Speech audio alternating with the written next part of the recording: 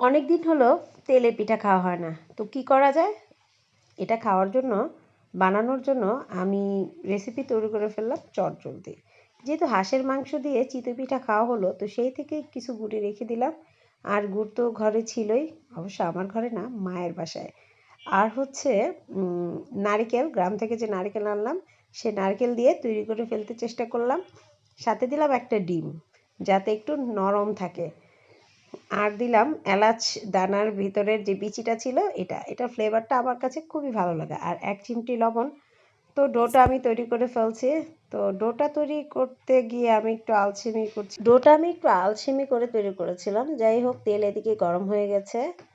আর আমি এখন তেলের মধ্যে আমার যে তেলের যে গরমটা হয়েছে, এখানে আমি পিঠার ছেড়ে দিলাম, ডোটা ছেড়ে দিলাম।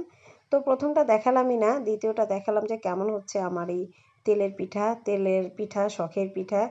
এটাকে এখন কি নামে ডাকবো সেটা আপনারাই কমেন্টস করে জানাবেন।